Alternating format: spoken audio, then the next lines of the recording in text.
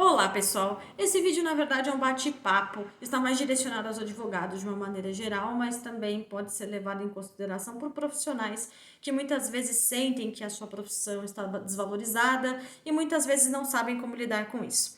Eu decidi fazer esse vídeo para pontuar algumas questões que aconteceram comigo, que ilustram essa questão da desvalorização e algumas coisas que estou fazendo para driblar com esse problema. E sim, a advocacia, infelizmente, é uma profissão que está sofrendo desvalorização, embora seja uma profissão que exige uma grande complexidade intelectual, já que lidamos diariamente com o Poder Judiciário, que é um dos órgãos muitas vezes imprevisível e está em constante modificação.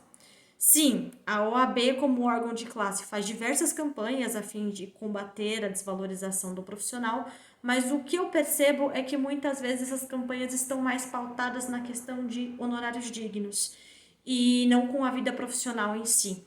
E embora a questão dos honorários seja importante, não é somente isso, tem outras questões que devem ser levadas em consideração. Como todos sabem, além de atender os clientes na advocacia, eu também sou audiencista. Sou contratada por outros escritórios de advocacia que, quando não podem mandar um advogado de sua equipe para fazer esse trabalho, eles contratam os meus serviços para eu poder fazer uma audiência. E esses dias eu estava no fórum da Barra Funda, cuidando da minha vida, quando um colega advogado me mandou uma mensagem e pediu para eu fazer uma audiência para ele. Aí eu pedi as informações de praxe, como quem eram as partes, data, horário de audiência, enfim. A resposta do colega foi: então, doutora, na verdade falta 10 minutos para começar a audiência. Eu vou te mandar a petição inicial e a senhora dá uma lida rápida e sobe lá na vara. Óbvio que eu recusei essa proposta, até porque não é humanamente possível ler um processo em 10 minutos. E o que eu já tinha reparado é que esse colega fazia esse tipo de coisa em quase todas as audiências que ele queria me repassar. Sempre me passava quando a audiência estava muito próxima de acontecer. E desde que eu me mudei para São Paulo, eu percebi que isso era uma coisa até mesmo que normal de acontecer nos fóruns. E muitas vezes não era simplesmente porque aconteceu uma situação de urgência. O que eu considero uma situação de urgência? Exemplo, um advogado contratou um correspondente para fazer a audiência, o correspondente furou com ele e ele teve que contratar uma outra pessoa às pressas. O que eu pude perceber é que, na verdade, muitas vezes esses advogados audientistas aceitavam trabalhar em uma pauta de audiências em que muitas vezes estava marcada a cada 5 minutos. E quando eles percebem que não vão dar conta, acabam delegando para um outro colega. Só que na minha concepção, isso é extremamente prejudicial. Até porque eu fico imaginando a cara do cliente, ver que caiu com um advogado de paraquedas, no seu caso, que sequer teve tempo de analisar o que está acontecendo, sabe? Claro que o advogado que faz esse tipo de coisa muitas vezes nem está pensando nisso. Só que existe uma coisa que se chama reputação. E essa coisinha chamada reputação é muito mais do que tirar uma foto no boteco em redes sociais. Tem a ver também com a maneira de como você trabalha e como os clientes te veem.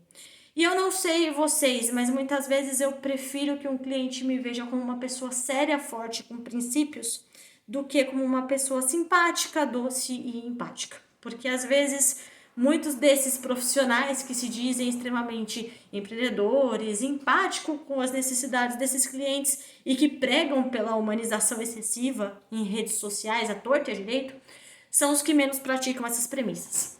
E muitas vezes esses profissionais são extremamente empáticos somente no momento em que vão fechar um contrato de honorários.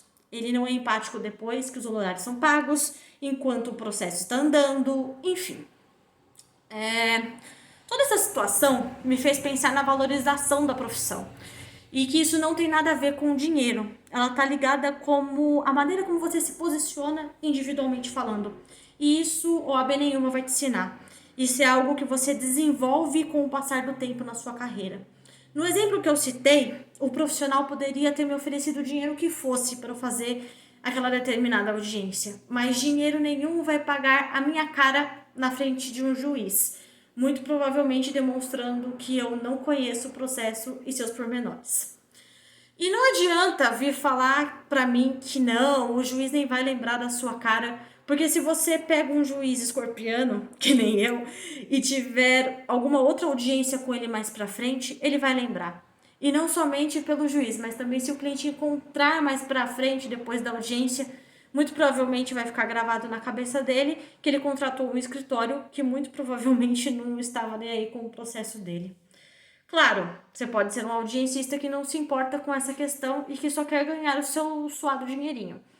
E tem muita gente que ganha muita grana trabalhando assim. Mas será que isso, o que você faz, não é algo que depõe contra você em um escritório que possivelmente vai te contratar mais pra frente? Eu, por exemplo, não gostaria de contratar uma pessoa que eu sei que vai marcar várias audiências em sua pauta e muito provavelmente pode acontecer um problema e ela não conseguir ir para minha audiência. E a partir do momento em que você decide trabalhar no modo infarto, que eu chamo, muito provavelmente isso vai ser cobrado de você mais para frente, porque você não vai ter paz.